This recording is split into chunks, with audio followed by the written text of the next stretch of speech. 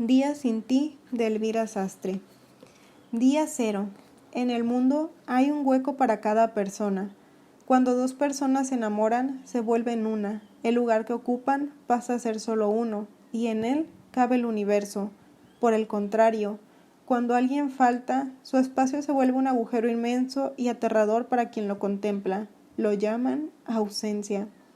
A veces son ausencias elegidas y otras veces involuntarias, pero nada da más miedo que ese vacío. Intentamos pasar de puntillas sobre él, disimularlo con otros cuerpos que no consiguen llenarlo, adornarlo con flores que terminan marchitándose. Sin embargo, lo más curioso de todo esto es que no nos damos cuenta de que el olvido es una trampa, un mecanismo de autodefensa. La salida más fácil, un mal homenaje. No debemos forzar el olvido de quien una vez nos cedió su sitio, sino aprender a volver a ese lugar sin angustia e intentar regresar ilesos. Volver, si acaso, una pizca de tristeza que celebre aquella felicidad tan lejana. Aprender esto y ponerlo en práctica requiere tiempo, distancia y ganas. Yo solo sé que donde estaba ella, yo ya no cabía. Por más que me aferrara a su mano e intentara esconderme entre su cabello, no había hueco para mí, y salir de aquel lugar fue una lucha contra mi propio cuerpo, que finalmente me dio más fuerza de la que me había arrebatado. Hoy he vuelto al mismo sitio de siempre por primera vez, pero nada es igual. Día 1 sin ti. Te echo tanto de menos que en mi reloj aún es ayer. Dora. Todo el mundo la llamaba abuela, o abuela Dora, pero yo prefería llamarla solo por su nombre, para no olvidar su esencia nunca. Era una mujer muy inteligente y especial. Había sido maestra en la República. Había luchado contra las normas de su época, haciendo siempre lo que le había venido en gana, sin importar lo que pensaran. Conoció a Gael, mi abuelo, en la escuela. Él era uno de sus alumnos, y nada más conocerse, se enamoraron perdidamente. Tras algunos encuentros a escondidas, ella dejó las clases para evitar represalias y continuaron su noviazgo en otro pueblo, donde consiguió trabajo en un colegio, se casaron y quedó embarazada. Dora perdió a mi abuelo poco después de tener a mi padre, y nunca volvió a tener una relación seria con ningún hombre. Guardaba su foto con recelo y cuidado, como si fuera la única prueba de una vida no resuelta. Dora, que no pasaba del 1,50 m, consiguió alcanzar los 90 años con una entereza envidiable. Solía peinarse el pelo canoso con horquillas de niña pequeña y coleccionaba piedras de todos los lugares en las que había estado. Un día dejó de viajar. Y entonces fuimos nosotros quienes continuamos la colección. Después de un aparatoso accidente doméstico en la ducha de su casa, mi padre decidió que era el momento de llevarla a una residencia. Mi abuela no protestó. Temía ser una carga. Es curioso pensar cuánto dura una vida y qué poco lleva a contarla. Supongo que cuantas más cosas hay que decir, menos personas quedan para escucharte. La voz de Dora era aguda, aunque calmada. Mi abuela hablaba sin descanso, pero sin prisa, con los ojos siempre fijos en otro lugar al que nunca pudimos llegar. Sin embargo, lo que no perdió nunca fue la sonrisa, la suavidad de las manos y esa rebeldía en la mirada. A pesar de que nunca soltó la cuerda que le ataba a mi abuelo, Dora fue una mujer adelantada a su época, al contrario de muchos mayores que viven anclados en el pasado, porque es donde se sienten a salvo. Aplicaba su experiencia al presente de los demás. Ya anciana, supo que le quedaban pocas aventuras por vivir, así que disfrutaba aconsejando al resto, aunque pocos le hacían el caso que se merecía. Yo le consultaba todas mis decisiones, las importantes y las mínimas. Le contaba todo lo que me ocurría. Ella era mi ancla, un silencio cómplice, comprensión. La relación que tenía con mis padres por aquel entonces era quizás algo más alejada y menos práctica. Manteníamos entre los tres un muro invisible que aún se sostenía. Nos separaba, pero éramos capaces de vernos a través de él. Por el contrario, Dora me apoyaba de una forma constructiva y cercana. No me decía que todo le pareciera bien, sino que intentaba que yo mismo tomara mis propias decisiones.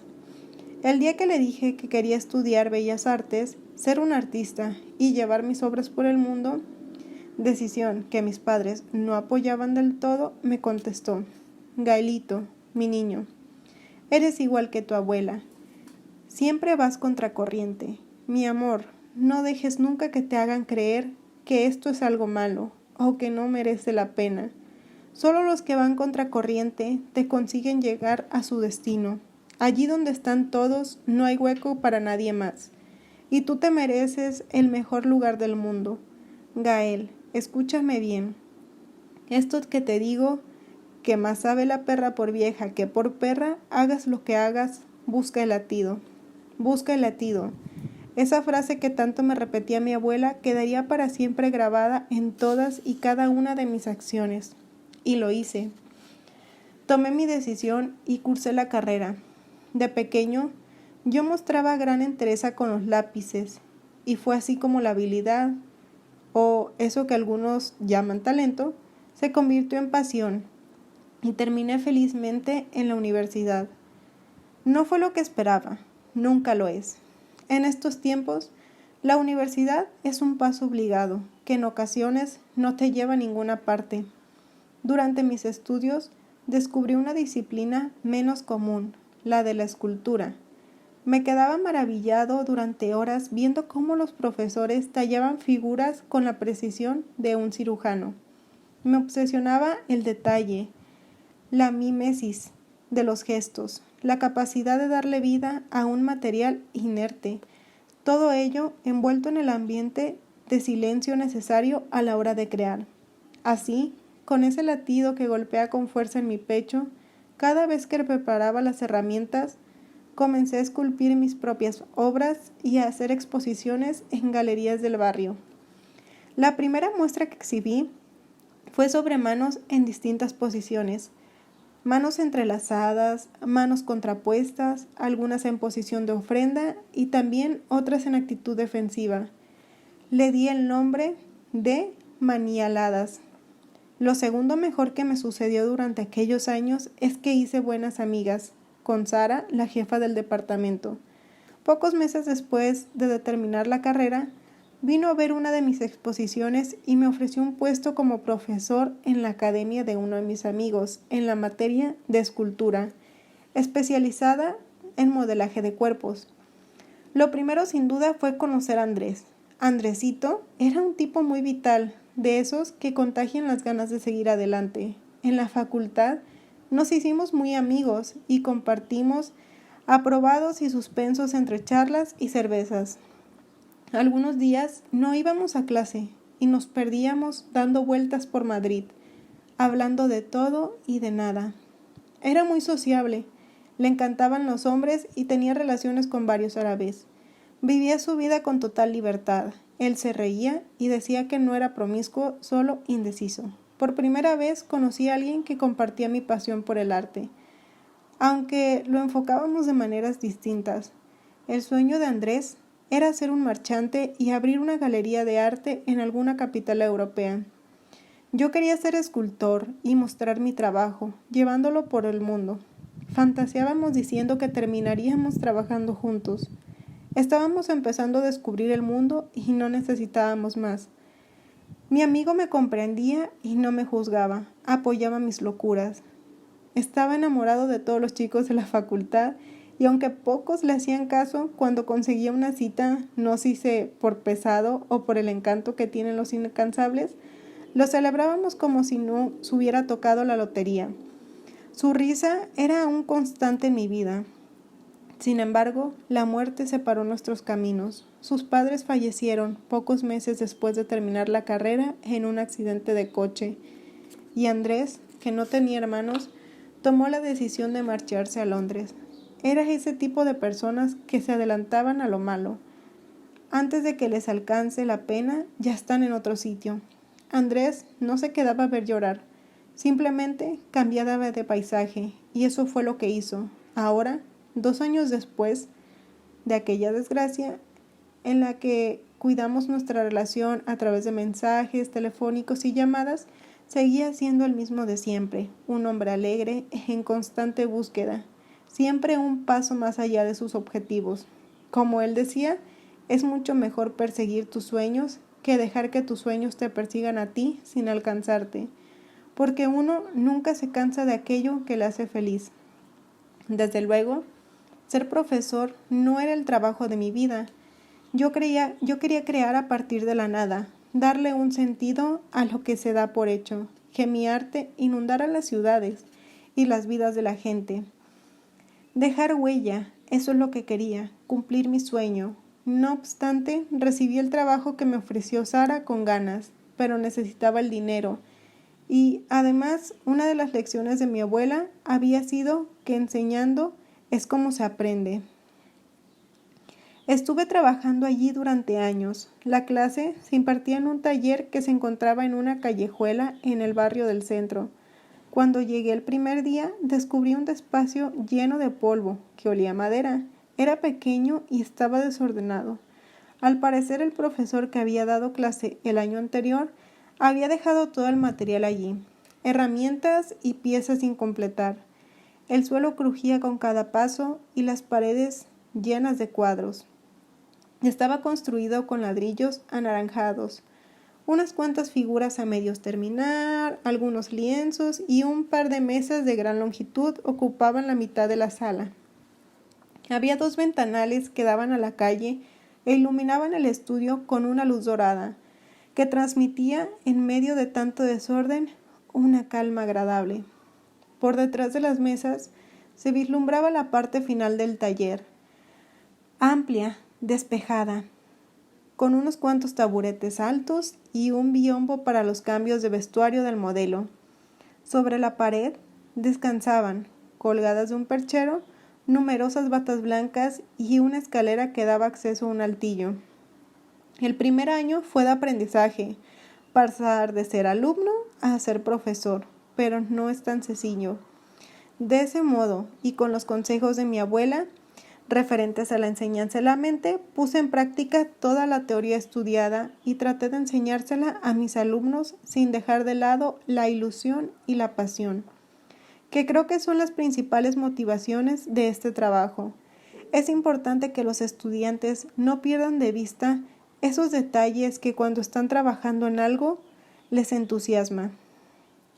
El segundo año cambiaría mi vida, con algo más de experiencia, sobre todo en lo que se refiere al trato con jóvenes. Afronté el curso y con ganas de seguir buenos resultados entre todos. Veníamos de trabajar los rostros y las expresiones, así que para el segundo curso se me ocurrió la idea de esculpir una figura humana.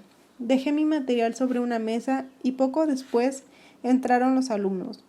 No superaron la media docena y tras saludarlos fueron tomando asientos sin dejar charlar entre ellos. Lo cierto es que la cercanía de la edad, ellos estaban en los 20 y pocos y yo me aproximaba a los 30, había ayudado a romper ese bloque de hielo que separaba más que cerca al profesor del alumno. El primer día se creó una buena sintonía entre todos y les expliqué brevemente los contenidos de la asignatura en el nuevo curso y así como el objetivo de esculpir una figura humana. Les pregunté uno por uno por qué se habían apuntado a esta clase, sus motivaciones con la escultura y las bellas artes. Y después de contarles las mías, los despedí hasta nuestra siguiente sesión y me quedé preparando el material. Minutos después, ya solo en el taller, ordenando las herramientas en la parte de atrás, desde la que no se veía la puerta, oí un ruido y me asomé. Allí se encontraba una chica menuda, algo aturdida, pero con una mirada llena de fuerza, con el pelo largo y despeinado. Rozaría los 25 años. Me quedé observándola un minuto o un siglo, no lo sé, hasta que de repente ella se acercó con decisión. Sentí un rubor subiendo por mis mejillas. Ella mantenía una expresión seria y el gesto disgustado. Tenía los ojos del color del mar a punto de romperse. Hola, soy Marta. Vengo a ser de modelo para la clase de escultura, pero me ha costado la vida encontrar este sitio y creo que llego tarde. Llego tarde, ¿no? Hablaba rápido y miraba hacia todos los rincones del taller nerviosa. Sí, pero no pasa nada, tranquila. Hoy era la primera clase y solo quería explicar un poco de qué va y que los chavales y tú os conoceráis, para coger confianza. Empezamos en serio el jueves, así que tendrás tiempo para aprenderte el camino. Por cierto, me llamo Gael y soy el profesor. Suspiró ya más relajada. Menos mal. Qué bien, pensaba que sería un estirado. Los profesores, ya sabes. Nos vemos pasado mañana entonces. No llegaré tarde. Y encantada. Yo me llamo Marta. Te lo he dicho ya.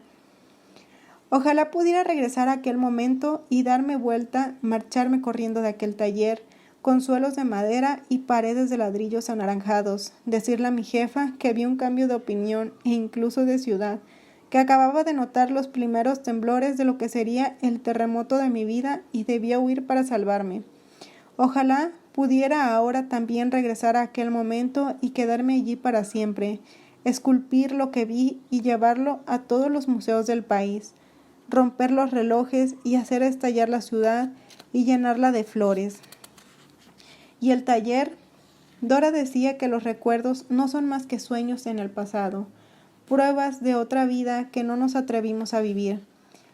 He vuelto tantas veces a aquel instante que no sé si sea cierto, pero este sueño late con fuerza tan grande que en mi mente es imposible ignorarlo. Era 1934 y yo acababa de cumplir 20 años. Había vuelto a la ciudad y me sentía terriblemente sola. Acostumbrada a la Iruela, donde vivía con mi madre, las calles se convirtieron de pronto en laberintos. Pasé de vivir en una casa cálida y protegida por el empedrado típico del lugar a una habitación minúscula, donde cabía una cama y poco más. Hacía frío, mucho frío.